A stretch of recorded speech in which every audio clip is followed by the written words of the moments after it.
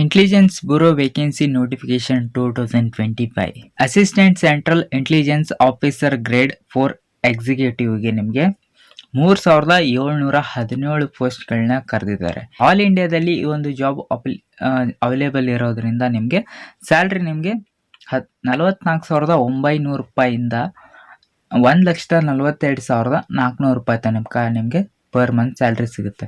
ಈ ಒಂದು ಅಪ್ಲಿಕೇಶನ್ ಹಾಕೋದಕ್ಕೆ ನಿಮಗೆ ಏನೇನೆಲ್ಲ ಎಲಿಜಿಬಿಲಿಟಿ ಇರಬೇಕು ಅನ್ನೋದನ್ನ ಈ ಒಂದು ವಿಡಿಯೋದಲ್ಲಿ ತಿಳಿಸ್ಕೊಡ್ತೀನಿ. ವಿಡಿಯೋನ ಸ್ಕಿಪ್ ಮಾಡದೆ ಕೊನೆ ತನಕ ನೋಡಿ. ಕ್ವಾಲಿಫಿಕೇಶನ್ ಏನಾಗಿರಬೇಕು, ಸೊ ನಿಮ್ಮದು ಯಾವುದಾದ್ರೂ ಡಿಗ್ರಿ ಕೂಡ ಕಂಪ್ಲೀಟ್ ಆಗಿದ್ರೂ ಪರವಾಗಿಲ್ಲ. ಸೊ ಅದಕ್ಕೊಂದು ಸರ್ಟಿಫಿಕೇಟ್ ಇರಬೇಕು. ಅದು ನೀವು ಯೂನಿವರ್ಸಿಟಿಯಿಂದ ರೆಕಗ್ನೈಸ್ ಆಗಿರೋಂಥ ಡಿಗ್ರಿ ಆಗಿರಬೇಕು. ಸೊ ಬೇರೆ ಯಾವುದೇ ನೀವು ಫೇಕ್ ಸರ್ಟಿಫಿಕೇಟ್ ಇರುತ್ತಲ್ವ, ಆ ಥರ ಸರ್ಟಿಫಿಕೇಟ್ ನಡೆಯಲ್ಲ. ಸೊ ಗ್ರ್ಯಾಜುಯೇಷನ್ ಆಗಿರಬೇಕು. ಏಜ್ ಎಷ್ಟಾಗಿರಬೇಕು, 18 ವರ್ಷದಿಂದ 27 ವರ್ಷದ ತನಕ ನಿಮಗೆ ಏಜ್ ಆಗಿದ್ರೆ ಈ ಒಂದು ಅಪ್ಲಿಕೇಶನ್ ಹಾಕ್ಬೋದು. ಆ್ಯಂಡ್ ಅದು ಆಗಸ್ಟ್ 10, 2025 ಒಳಗಡೆನೆ ಆಗಿರಬೇಕು.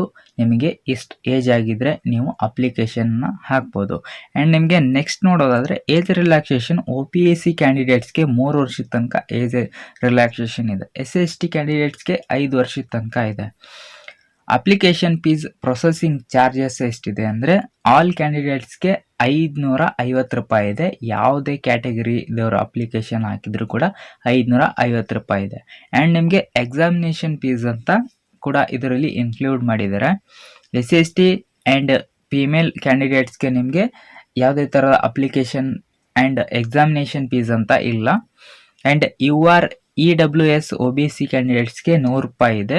ಆ್ಯಂಡ್ ಇದನ್ನು ನೀವು ಆನ್ಲೈನಲ್ಲಿ ಕೂಡ ಪೇ ಮಾಡ್ಬೋದು ಅಥವಾ ಆಫ್ಲೈನಲ್ಲಿ ಚಾನಲ್ ಮುಖಾಂತರ ಕೂಡ ನೀವು ಪೇ ಮಾಡ್ಬೋದು. ಆ್ಯಂಡ್ ನಿಮಗೆ ನೆಕ್ಸ್ಟ್ ನೋಡೋದಾದರೆ ಸೆಲೆಕ್ಷನ್ ಪ್ರೋಸೆಸ್ ಬಂದು ಒಂದು ರಿಟರ್ನ್ ಎಕ್ಸಾಮ್ ಇರುತ್ತೆ, ಡಿಸ್ಕ್ರಿಪ್ಟಿವ್ ಟೆಸ್ಟ್ ಅಂತ ಇರುತ್ತೆ, ಆ್ಯಂಡ್ ನಿಮಗೆ ಇಂಟರ್ವ್ಯೂ ಇರುತ್ತೆ, ಡಾಕ್ಯುಮೆಂಟ್ ವೆರಿಫಿಕೇಷನ್ ಇರುತ್ತೆ, ಆ್ಯಂಡ್ ಮೆಡಿಕಲ್ ಎಕ್ಸಾಮಿನೇಷನ್ ಇರುತ್ತೆ. ಸೊ ಇದೆಲ್ಲದೂ ಕೂಡ ಇಂಪಾರ್ಟೆಂಟ್ ಆಗಿರುತ್ತೆ. ಇದರಲ್ಲಿ ಯಾವುದು ಕೂಡ ಮಿಸ್ ಆಗೋಗೇ ಇಲ್ಲ. ಆ್ಯಂಡ್ ನಿಮಗೆ ನೆಕ್ಸ್ಟ್ ನೋಡೋದಾದರೆ ಅಪ್ಲಿಕೇಶನ್ನ ಯಾವ ಥರ ಹಾಕೋದು, ನಾನು ಟೆಲಿಗ್ರಾಮಲ್ಲಿ ಒಂದು ಅಪ್ಲಿಕೇಶನ್ ಡೈರೆಕ್ಟ್ ಲಿಂಕನ್ನು ಕೊಟ್ಟಿರ್ತೀನಿ, ನೀವು ಹಾಕ್ಬೋದು. ಆ್ಯಂಡ್ ನಿಮಗೆ ಡಾಕ್ಯುಮೆಂಟ್ಸ್ ಏನು ಬೇಕಾಗುತ್ತೆ ಅಂದರೆ ನಿಮ್ಮದು ಡಿಗ್ರಿ ಸರ್ಟಿಫಿಕೇಟ್ ಆ್ಯಂಡ್ ನಿಮ್ಮದು ಕಾಸ್ಟ್, ಇನ್ಕಮ್ ಆ್ಯಂಡ್ ನಿಮ್ಮದು ಪರ್ಸ್ನಲ್ ಡೀಟೇಲ್ಸ್ ಏನಿದ್ದಾವೆ ಆ್ಯಂಡ್ ರಿಸ್ಯೂಮ್, ಇದೆಲ್ಲ ಕೂಡ ಇಂಪಾರ್ಟೆಂಟ್ ಆಗಿರುತ್ತೆ. ಸೊ ಮೇನ್ ಇಂಪಾರ್ಟೆಂಟ್ ಒಂದು ರಿಸ್ಯೂಮನ್ನು ಮಾಡಿಟ್ಕೊಳ್ಳಿ. ಇದು ಎಲ್ಲ ಒಂದು ಅಪ್ಲಿಕೇಶನ್ಗೆ ಇಂಪಾರ್ಟೆಂಟ್ ಆಗಿರುತ್ತೆ. ಸೊ ಎಲ್ಲ ಒಂದು ಡಾಕ್ಯುಮೆಂಟನ್ನು ನೀವು ಸ್ಕ್ಯಾನ್ ಮಾಡಿ ಅಪ್ಲೋಡ್ ಮಾಡಬೇಕಾಗುತ್ತೆ. ನೀವು ಅಪ್ಲಿಕೇಶನ್ನ ಹಾಕುವಾಗ ಏನಾದರೂ ಡೌಟ್ ಇದ್ದರೆ ಕಮೆಂಟ್ ಬಾಕ್ಸಲ್ಲಿ ಕಮೆಂಟ್ ಮಾಡಿ.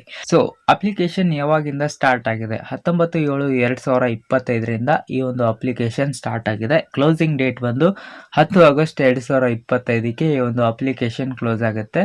ಸೊ ಟೋಟಲ್ ಆಗಿ ನಿಮಗೆ ಇಷ್ಟು ಎಲ್ಲ ಡೀಟೇಲ್ಸ್ ಇದೆ. ಏನಾದರೂ ಡೌಟ್ ಇದ್ದರೆ ಕಮೆಂಟ್ ಬಾಕ್ಸಲ್ಲಿ ಕಮೆಂಟ್ ಮಾಡಿ ರಿಪ್ಲೈ ಮಾಡ್ತೀನಿ ಅಂತ ಹೇಳ್ತಾ, ಐ ಹೋಪ್ ಒಂದು ವಿಡಿಯೋ ನಿಮಗೆ ಯೂಸ್ಫುಲ್ ಆಗಿದೆ ಅಂತ ಅನ್ಕೋತೀನಿ. ಇಷ್ಟ ಆದರೆ ಒಂದು ಲೈಕನ್ನು ಮಾಡಿ. ನಮ್ಮ ಚಾನಲ್ ಇನ್ನೂ ಕೂಡ ಸಬ್ಸ್ಕ್ರೈಬ್ ಆಗಿಲ್ಲ ಅಂದರೆ ಸಬ್ಸ್ಕ್ರೈಬ್ ಆಗಿ. ಸಿಗೋಣ ನೆಕ್ಸ್ಟ್ ವಿಡಿಯೋದಲ್ಲಿ.